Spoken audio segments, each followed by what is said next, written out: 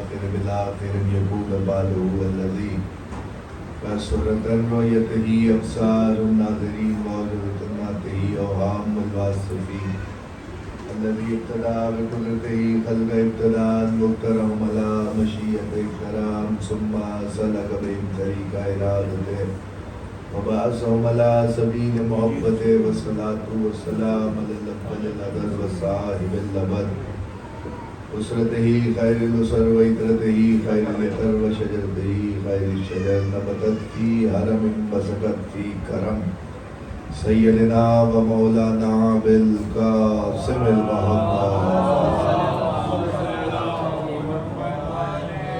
وإلى بيته الطيبين الطاهرين المعصومين المنتجبين المنتخبين الذين أعزهم الله عنهم الرزق وطهرهم تطهيرا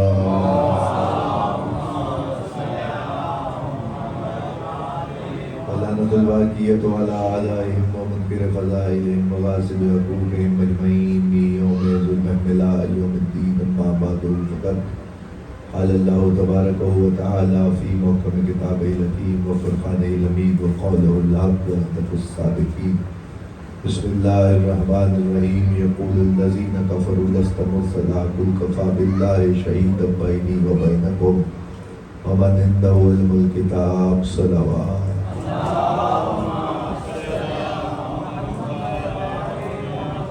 ماشاءاللہ کافی ہے آپ تشریف فرمائیں مل کے بآواز بلند صلوات تلاوت فرمائیں توجہ ہے صاحبان توجہات کے پیش نظر بس زیادہ زحمت نہیں ہے چند لمحوں میں آپ کی زحمتوں کو تمام کروں گا لیکن بات مکمل کروں یقول الذین کفروا لست مرسلا قل کفی باللہ شہیدا بینی وبینکم ومن عنده علم الکتاب پروردگار عالم ارشاد فرما رہا ہے حبیب ان کافروں سے کہہ دو جو آپ کو رسول تسلیم نہیں کرتے جو آپ کو رسول نہیں مانتے ان کافروں سے کہہ دو کہ اگر یہ نہ بھی مانے تو تیری رسالت کو کوئی فرق نہیں پڑتا تیری رسالت کی گواہی کے لیے ایک اللہ کافی ہے ایک وہ جس کے پاس کتاب کا علم ہے جس کے پاس کتاب کا علم ہے میرا گفتگو کرنے کا انداز اور طریقہ جو ہے آپ جانتے ہیں وہ جانتے ہیں ماشاءاللہ آپ یہ میں سارا سال درجی سے پڑھتا ہوں اور میرا طرز تکلم بھی آپ کو معلوم ہے میں نے قرآن مجید کی آیت اس لیے پڑھی تاکہ آپ کو یہ بتا سکوں کہ قرآن مجید میں کوئی سورہ بھی ایسا نہیں ہے جس میں پروردگار نے علی کی مدح نہ کی ہو کوئی صورت بھی ایسی نہیں ہے جس میں اللہ نے علی کی مدح نہ کی ہو 2 سورے ہیں 114 سورے ہیں ویسے قرآن مجید میں 114 سوروں میں 2 سورتیں ایسی ہیں کہ جن میں اللہ نے علی کی مدح نہیں کی ان میں ذکر ہی نہیں کیا اللہ علی کا آپ حیران ہو گئے ہیں میں سورتوں کے نام لوں گا آپ کے چہرے کھل جائیں گے ایک سورہ کافرون ہے دوسرا منافقون ہے جس میں اللہ نے علی کا ذکر ہی نہیں کیا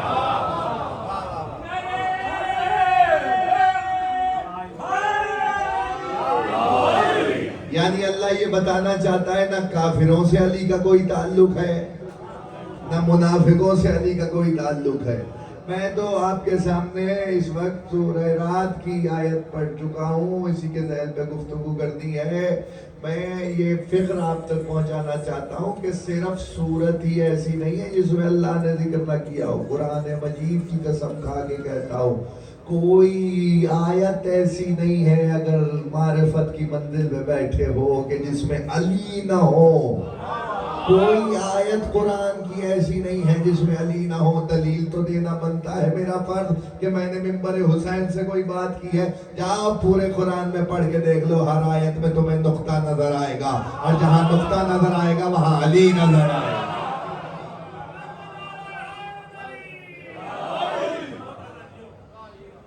عبداللہ ابن عباس سے جناب امیر المومنین نے کہا تھا کہ عبداللہ ابن عباس اگر میں فاتحہ کی تفسیر اگر میں فاتحہ کی تفسیر کرنے پہ بیٹھوں تو 70 اونٹوں پہ بار کروں اتنی تفسیر کروں کہ 70 اونٹوں پہ بار کروں.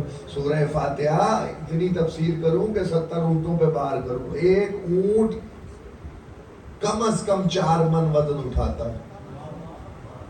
علی کہہ رہے ہیں اتنی تفسیر کروں کہ 70 اونٹوں پہ آ جائے. اور پھر اس کے بعد کہنے لگے تیرے لیے اتنا کافی ہے, چاہوں تو تیرے اونٹ کی رسی بھی قرآن میں دکھا سکتا ہوں. جناب امیر کہہ رہے ہیں. اور اب عبداللہ ابن عباس کے بارے میں اگر دنیا کو نہیں معلوم تو جان لے.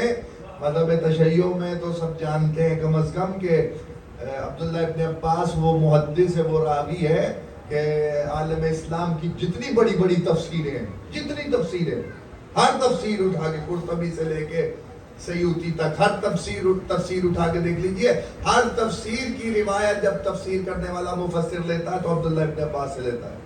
اور وہ کہتا ہے کہ میں نے یہ عبداللہ ابن عباس سے سنا, یعنی راویوں کے حوالے سے, کہ اس آیت کے ذیل میں عبداللہ ابن عباس نے یہ کہا. مفسر قرآن یعنی ترجمان القرآن کہا گیا عبداللہ ابن عباس کو.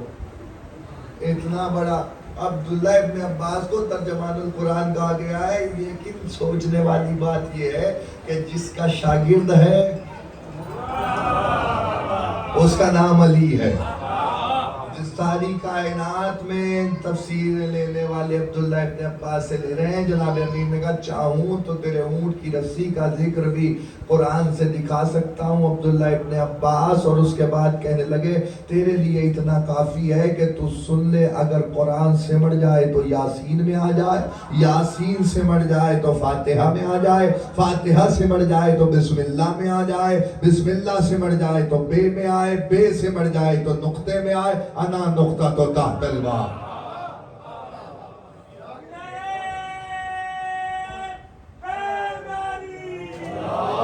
بسم اللہ کو اللہ نے اسم اعظم قرار دیا ہے. آتا ہوں آیت تک, 2 جملے سن لیجئے. بسم اللہ کو اللہ نے اسم اعظم قرار دیا ہے. اگر کوئی یہ اعتقاد کے ساتھ بسم اللہ پڑھ لے, معصوم فرماتے عقیدت کے ساتھ اگر کوئی معرفت بسم اللہ جان جائے تو بسم اللہ پڑھ کے ہوا میں اڑ سکتا ہے, فاصلے طے کر سکتا ہے. یعنی یہ بسم اللہ کی طاقت ہے. بے اسم اللہ. یہ ترجمہ کرنے والوں نے لکھا ہے شروع اللہ کے نام سے, شروع کہیں نہیں ہے. بسم اللہ میں شروع کہیں نہیں ہے. بسم اللہ الرحمن الرحیم. اللہ کے نام, اللہ کے نام, بسم اللہ, اللہ کے نام سے شروع نہیں ہے, آیت میں نہیں ہے. ترجمہ کرنے والوں نے لکھا ہے اللہ کے نام سے جو رحمان ہے اور رحیم ہے. اللہ کے نام سے جو رحمان ہے اور رحیم ہے. رحمان اور رحیم میں ایک بڑا فرق ہے. رحمان کے عدد جو ہے وہ 14 ہے اور رحیم کے عدد جو ہے وہ 12 ہے. رحمان کے عدد 14 ہے, رحیم کے عدد 12 ہے. رحمان کا ترجمہ یہ ہے کہ اپنوں پہ بھی ویسا رحم, پرایوں پہ بھی ویسا رحم. توجہ فرما دیتا ہے. اپنوں پہ بھی ویسا رحم. میں مثال دے رہا ہوں. اللہ رحمان ہے اور رحیم ہے. کیسے رحمان ہے وہ سن لیجیے. یعنی فرعون خدائی کا دعویٰ کر رہا ہے, شداد خدائی کا دعویٰ کر رہا ہے, نمرود خدائی کا دعویٰ کر رہا ہے. اللہ انہیں کچھ نہیں کہہ رہا, روٹی بند نہیں کر رہا, رزق دے رہا. اسی کو رحمان کہتے ہیں, اسی کو رحمان کہتے ہیں. رحیم مومنوں کے لیے ہوتا ہے, صرف مومنوں کے لیے. رحمان کافر کے لیے بھی ہے, مومن کے لیے بھی ہے. رحیم صرف مومن کے لیے ہوتا ہے. اب جا کے دیکھ لینا, میں نے اسی لیے تمہیں بتایا 14 عدد بنتے ہیں. رحمان کے 14 عدد ہیں, اسی لیے کہ 14 معصومین, توجہ فرمانا, 14 معصومین کی کوالٹی یہ ہے. رحم کی کوالٹی یہ ہے. رحم کی کوالٹی یہ ہے کہ مومن پہ بھی رحم کرتے ہیں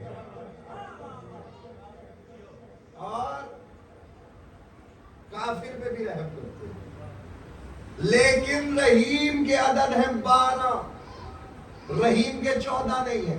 اب رحیم کے عدد 12 ہے تو یہ سوچنے والی بات ہے کہ یہ کون سے 12 ہیں؟ یاد رکھنا عزیزان گرامی قدر، 2 ہستیاں ایسی ہیں جن کا رحم فقط مومنین کے لیے ہے 14 میں سے، اسی لیے رحیم کے عدد 12 اللہ نے رکھے تاکہ دنیا کو یہ پتا چل جائے کہ 14 میں سے 2 ہستیاں ایسی ہیں جن کا رحم، توجہ، جن کا رحم صرف مومنین کے لیے ہے۔ ایک جناب سیدہ ہے، ایک زمانے کا امام ہے،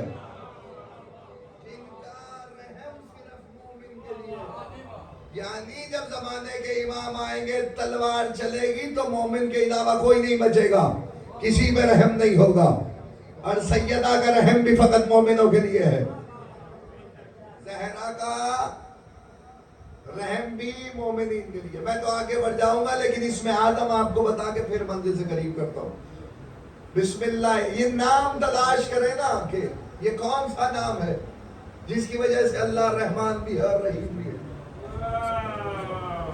یہ جو اسم اللہ ہے یہ کون سا اسم ہے جس کی وجہ سے رحمان بھی ہے رحیم بھی ہے؟ جناب امیر المومنین ایک وادی سے گزر رہے ہیں، خیبر کا ایک یہودی، خیبر ایک علاقہ ہے جس کو فتح کیا جناب امیر نے، اس کا ایک یہودی ہے، جانتا نہیں ہے علی کو، وہ ساتھ ہے سفر میں ساتھ چل رہا ہے، چلتے چلتے ایک وادی تک پہنچے گے، وہاں سیلاب آیا ہوا تھا اور پانی بہت زیادہ تھا اور رستہ بند تھا۔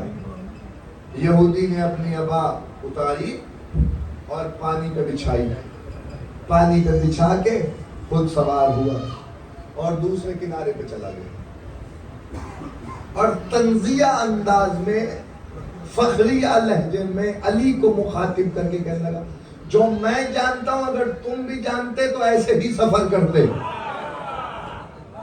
علی کو کہہ رہا ہے، یہودی نہیں جانتا کہ یہ کون ہے، کہنے لگا جو میں جانتا ہوں اگر تم جانتے تو تم بھی اسی طریقے سے پانی پہ سفر کرتے۔ علی نے کہا رک جا، جانا نہیں، انتظار کر۔ وہ وہاں رکا، جیسے ہی رکا علی نے پانی پہ کچھ پڑھا، جیسے ہی علی کے لب ہلے پانی ساکت ہو گیا، جامد ہو گیا، برف بن گیا، وہ کانپنے لگا۔ علی برف پہ چل کے اس کے پاس پہنچے تو وہ قدموں میں گر گیا، کہنے لگا بتائیے کہ آپ کون ہیں کہ آپ نے پانی کو ہی جامد کر دیا؟ علی نے کہا پہلے تو بتا کہ تو نے کیا کیا؟ اس نے کہا میں نے وسیع مصطفیٰ کا نام لیا ہے جو اس میں آدم ہے۔ کہنے لگے احمد وہ وسیع مصطفیٰ میں علی ہو۔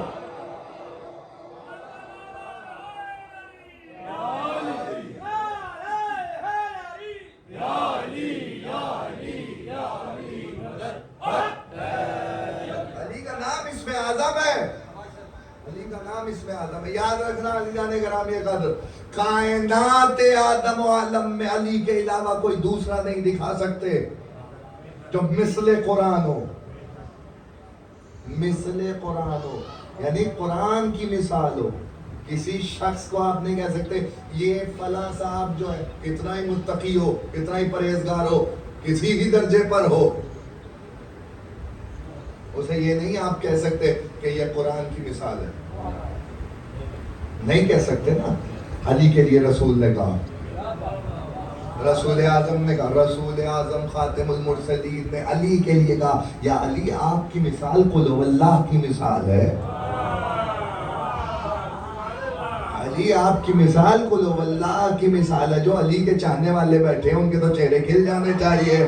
یہ وہ صورت ہے کہ جب تک نہیں آئی تھی حضرت جبرائیل علیہ السلام نے پیغمبر سے آگے کہا یا رسول اللہ جب تک یہ صورت نہیں آئی تھی، سورہ اخلاص، سورہ توحید جب تک نہیں آئی تھی میں بڑا پریشان رہتا تھا کہ آپ کی امت کا کیا بنے گا، لیکن جب یہ آ گئی تو مجھے اطمینان ہو گیا کہ آپ کی امت پہ عذاب نہیں آئے گا اس صورت کی وجہ سے۔ یعنی ایسی بابرکت صورت ہے، پیغمبر نے کہا علی تیری مثال اس صورت کی مثال ہے، تیری مثال قل ہو اللہ کی مثال ہے۔ اسی پیغمبر نے کہا جس نے قرآن مجید کا ایک سلس ایک تہائی پڑھنا ہو وہ ایک دفعہ قل ہو اللہ پڑھ لے، جو اب بھی نہیں بول سکا اس کا اپنا مقدر ہے، میں جملہ آپ کے حوالے کر رہا ہوں، لازمی نہیں ہے میں 45 منٹ تمہید کروں پھر نتیجہ آپ کے حوالے کروں، میں نتیجہ آپ کے حوالے کر رہا ہوں اور منزل سے قریب کر رہا ہوں بصدقہ محمد و اہل بیت محمد۔ یہ جو میں نے ساری بات کی ہے صرف اسی لیے کی ہے تاکہ آپ کے دلوں میں محبت علی اجاگر ہو جائے۔ یقیناً آپ کے دل میں علی بستے ہیں، میں اس سرور کو دوبالا کرنے جا رہا ہوں۔ علی کا فضائل سنا کے میرا جملہ یاد رکھیے عزیزان گرامی قدر، پیغمبر اکرم نے کہا جو ایک دفعہ قل ہو اللہ پڑھتا ہے وہ 1/3 قرآن کا ثواب حاصل کرتا ہے، جو 2 دفعہ قل ہو اللہ پڑھتا ہے وہ آدھے قرآن کا ثواب حاصل کرتا ہے، اور جو 3 دفعہ قل ہو اللہ پڑھتا ہے۔ اسی لیے تو سورہ فاتحہ میں 1 دفعہ الحمد اور 3 دفعہ سورہ اخلاص پڑھتے ہیں کہ ہر پڑھنے والا قرآن پڑھ لے۔ 3 دفعہ قل ہو اللہ پڑھی تو اس نے قرآن ختم کر دیا۔ میرا جملہ آپ کے حوالے جیسے چاہے سماعت فرمائیے گا، 3 دفعہ قل ہو اللہ پڑھو تو قرآن کا ثواب ملتا ہے۔ جا کے دیکھو حدیثوں میں معصومین کے حدیثوں میں ملے گا کہ معصومین نے فرمایا کہ جس نے محبت علی رکھی، دل میں محبت علی اور ولایت علی پہ قائم رہا، اس نے کائنات کی مخلوق کی 1/3 عبادت کا ثواب حاصل کیا، اور جس نے اس محبت کے ساتھ زبان سے علی کی نصرت کی اس نے 2/3 کائنات کا ثواب حاصل کیا۔ یعنی کائنات میں جو کچھ عبادت کر رہا ہے اس کا ثواب اس کے نامہ اعمال میں لکھا جائے گا، اور جس نے زبان کے ساتھ ہاتھوں سے علی کی نصرت کی ہو اس کو اللہ کل کائنات کا حساب ثواب اس کے نامہ اعمال میں لکھ دے گا۔ بات دقیق ہو گئی، میں آسان کر کے آپ کے حوالے کرو، 3 دفعہ قل ہو اللہ پڑھ لو یا 3 دفعہ یا علی کہہ لو۔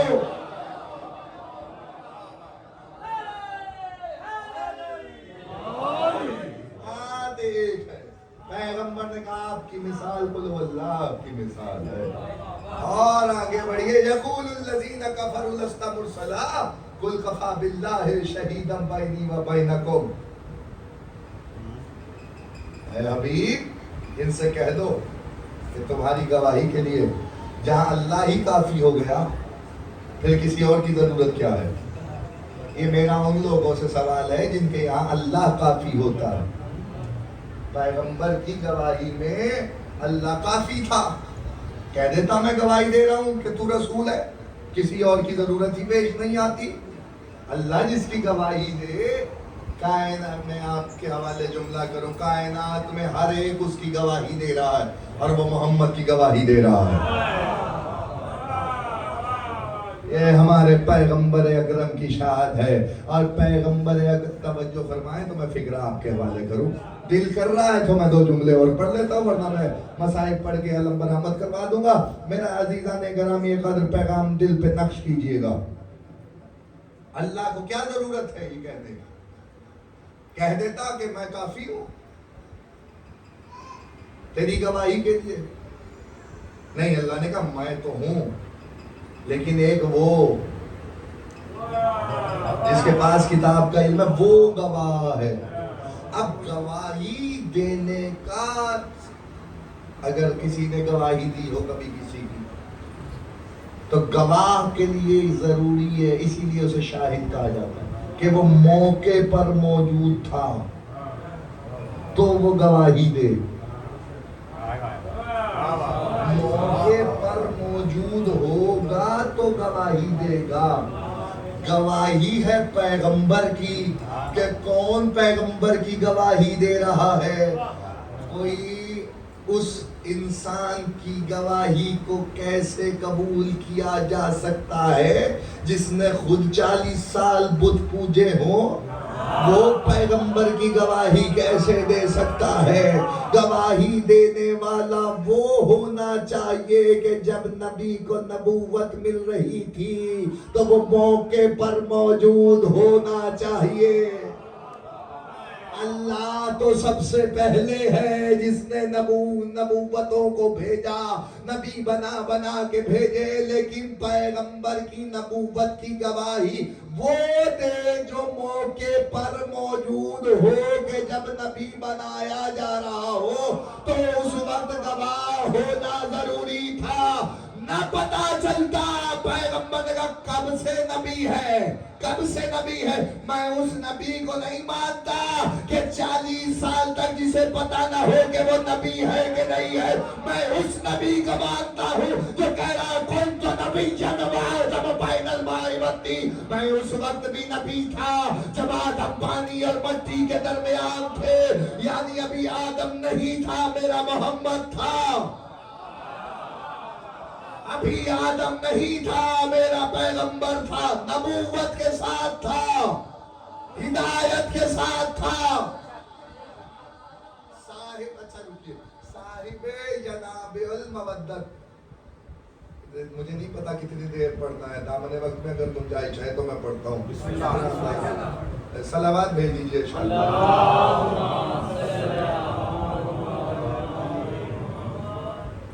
جناب المودت میرے مسلک کی کتاب نہیں ہے, سلمان قندوزی کی کتاب ہے, حنفی عالم ہے. انہوں نے اپنی کتاب میں لکھا ہے کہ اللہ پیغمبر فرماتے اللہ نے سب سے پہلے جب ہمارے نور کو خلق کیا تو ہم عرش کا طواف کر رہے تھے, ہمارا نور عرش کا طواف کر رہا تھا, اور اس کے بعد اللہ نے ملائکہ کو خلق کیا. جب ملائکہ کو خلق کیا, توجہ کیجئے گا, جب ملائکہ کو خلق کیا, ماتمی مجمع میرے سامنے بیٹھا, میرا جملہ ضائع ہو گیا تو دکھ لگے گا, میں بالکل قریب لے آیا ہوں آپ کو منزل سے, بصدقہ محمد و اہل بیت محمد. پیغمبر نے کہا کہ جب ملائکہ نے ہمیں دیکھا تو ان کے دماغ میں آیا کہ یہ ہمارے رب ہے. دماغ میں آیا کہ یہ ہمارے رب ہے. انہوں نے اپنی کتاب میں یہ لکھا جو میں پڑھ رہا ہوں, کہا نہیں, سوچا کہ یہ ہمارے رب ہے. جو سوچوں کو جان لے اسے محمد کہتے ہیں. جو سوچوں کو جان لے اسے محمد کہتے ہیں. جیسے ہی سوچا, پیغمبر کہتے ہیں جیسے ہی انہوں نے یہ سوچا تو میں نے آواز دی سبحان اللہ. میں نے تسبیح کی تو ملائکہ نے پلٹ کے کہا سبحان اللہ. یعنی معلم ملقوت ہے پیغمبر, جو پڑھا رہا ہو, فرشتے کو کس نے جرت دی کہ وہ آ کے اسے پڑھائے؟ میں اس نبی کو نہیں مانتا کہ جس کے لیے ملک آیا, سینہ چاک کیا, دل نکالا, دھویا, آپریٹ کر کے دل دوبارہ لگایا. پیغمبر وہ ہے.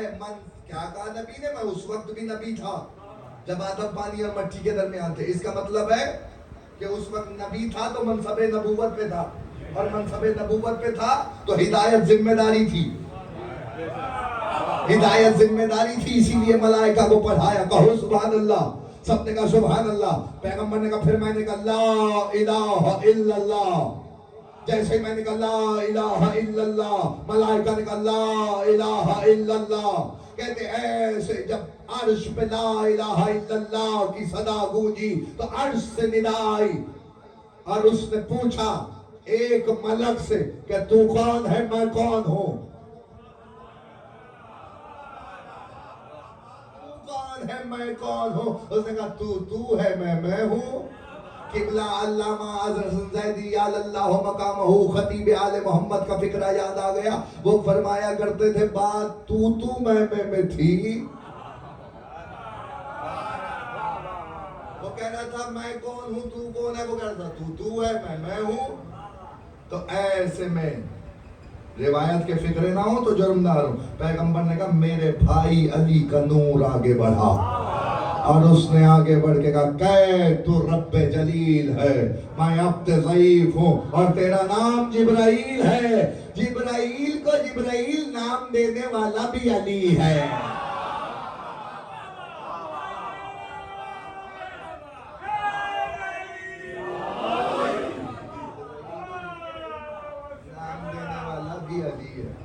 عزیزان گرامی قدر, میں تو اس منزل پہ آپ کو لے آیا کہ اس وقت جب کچھ نہیں ہے, پیغمبر کہہ رہے ہیں میرا اور میرے بھائی کا نور ہے.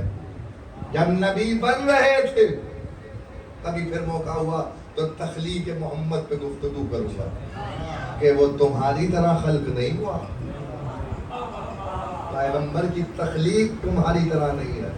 پیغمبر کو جب اللہ خلق کر رہا تھا، نور پیغمبر کو اپنے نور سے خلق کیا. اس نے توحید نے اپنے نور سے خلق کیا، اور جب خلق کر لیا تو نبی کہہ رہے ہیں میں اس وقت بھی نبی تھا، اور جب نبی تھا تو اس کا مطلب بات تو گواہ پہ ہے نا. کوئی ایسا ہونا چاہیے جو اس وقت موجود ہو، جو گواہی دے سکتا ہو کہ میں موجود تھا. جب رسالت مل رہی تھی تو پیغمبر نے کہا انا و علی من نور واحد، میں اور علی ایک نور ہے، ایک نور ہے. نہ پتا چلتا کہ اس نور، بس منزل سے قریب ہو گیا، نہ پتا چلتا کہ اس نور کی حقیقت و اہمیت کیا ہے. کبھی سوچا ہے آپ نے کائنات آدم و عالم میں میرے مولا امیر پہ 2 دفعہ دھوکا ہوا اور دونوں دفعہ غلط ہوا.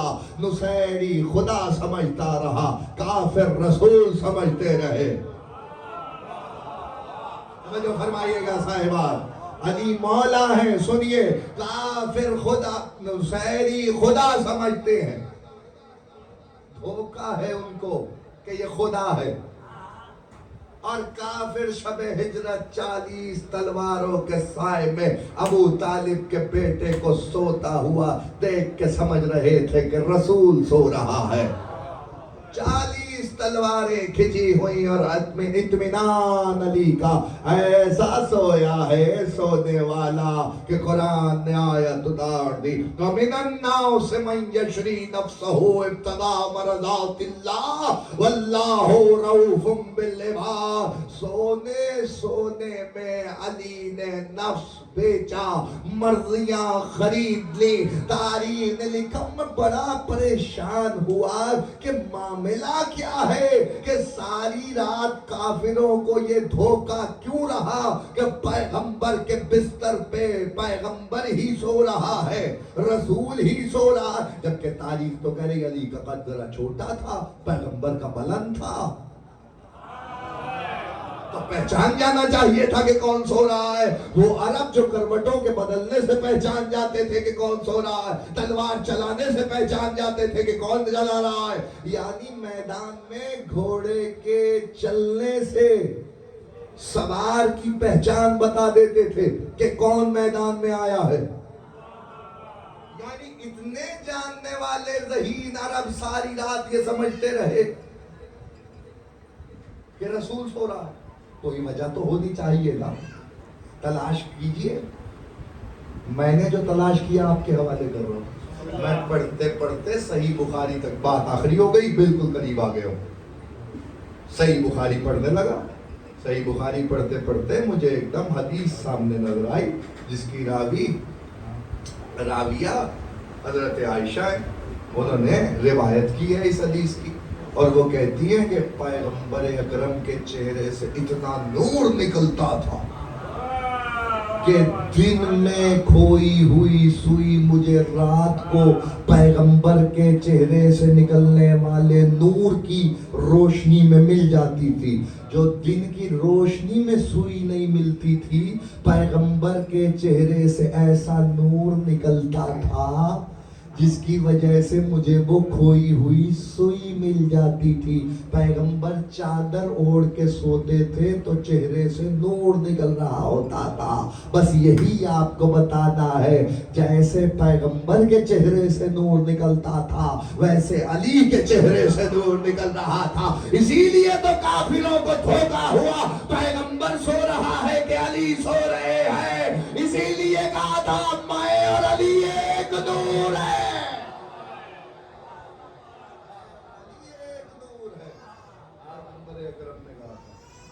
اور اسی علی نے تمنا کی کہ پروردگار مجھے ایک بیٹا عطا کر جو ہو بہو میری تصویر ہو. 4 شعبان کو حسین ابن علی کا بھائی، علی کا پسر آغوش علی میں آیا.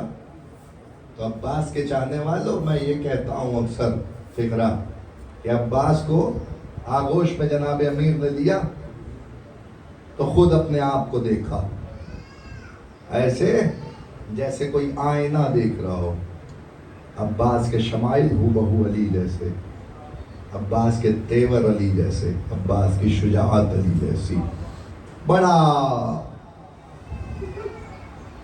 حوصلہ ہے جناب زینب کو حضرت عباس سے. مولا آپ کو کسی غم میں نہ رلائے سوائے غم سید الشہداء کے. حسین کے غم میں رونے والوں، حسین کی ماں آپ سے راضی ہو جائے. جتنے بھی فضائل کے دریا بہا دیے جائیں، شام والی بیویاں جب آتی ہیں تو وہ مصیبتیں سننے آتی ہیں، مصائب سننے کے لیے آتی ہیں. آپ کو پتا ہے جناب زینب کو بڑی ڈھارس تھی عباس، اور تاریخ نے لکھا ہے کہ اطمینان اتنا تھا کہ ہر بیوی سے کہتی گھبرانا نہیں میرا عباس ہے. 28 رجب کو جب قافلہ چلا، آپ کو ایک فکرہ سنا دیتا ہوں تاکہ آپ کے رونے کا سبب بن جائے. میرے عزیزوں یاد رکھنا، یہ کسی وائز کی تمنا نہیں ہے، ذاکر کی تمنا نہیں ہے، کسی خطیب کی تمنا نہیں کہ آپ اونچی آواز سے رویا کرو، بلکہ یہ جناب سیدہ کی تمنا ہے کہ ان کے بیٹے پہ اونچی آواز سے رویا جائے. جو نہیں، کتنا کریم ہے حسین بادشاہ، کہ جو نہیں رو سکتا اونچی آواز سے، وہ رونے جیسی شکل تو بنا سکتا ہے میری مظلومیت پہ، میری غربت پہ رونے جیسی شکل تو بنا سکتا ہے. من بقى على الحسین وابقى وتباقى وجبت له الجنہ. حسین نے مظلوم پہ جو روئے، رلائے یا رونے جیسی صورت بنائے، اس پہ اللہ جنت واجب کر دیتا ہے. سنیں گے عزیزان گرامی قدر، بڑا حوصلہ ہے. 28 رجب کو جب قافلہ چلا ہے تو ہر بیوی سے جناب زینب نے کہا ہے گھبرانا نہیں میرا عباس ساتھ ہے، فکر نہ کرنا میرا عباس ساتھ ہے.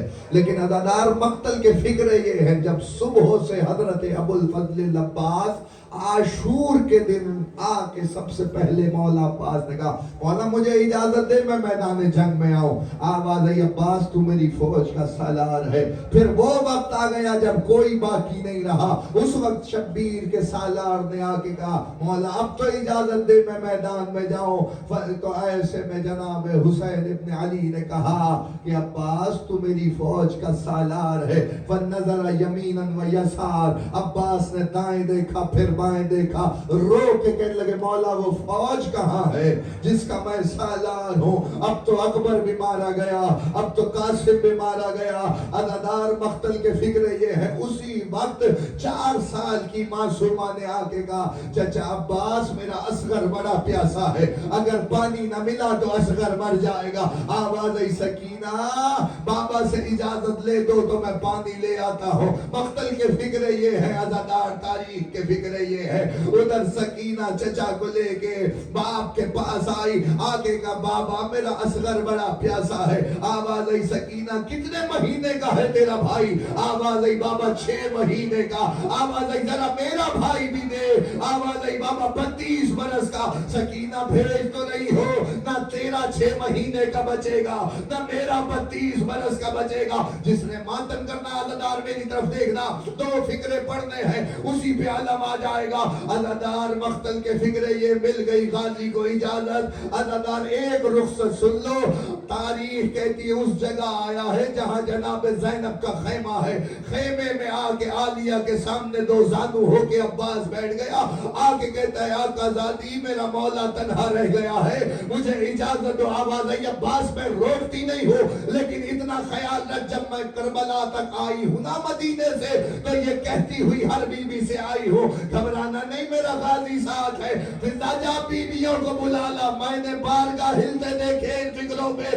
عزادار مقتل کہتے جیسے ہی ساری مستورات زینب کے خیمے میں آئی، زینب نے سر سے چادر اتاری، بالوں کو اڑیا کر کے کہا جس نے زینب کو اجڑتے ہوئے دیکھنا ہو وہ دیکھ لے، میرا غازی جا رہا ہے، میرا معاشقی جا رہا ہے، میرا سپاہ سالار جا رہا ہے، میرا برقع جا رہا ہے. ہو گیا غازی رخصت. ایک فکرہ سن، پانی بھرا ہے نہر فرات سے. واپس پلٹنے لگے تو ایک لئیم جھاڑی کے پیچھے چھپا ہوا تھا، اس نے تلوار سے وار کیا.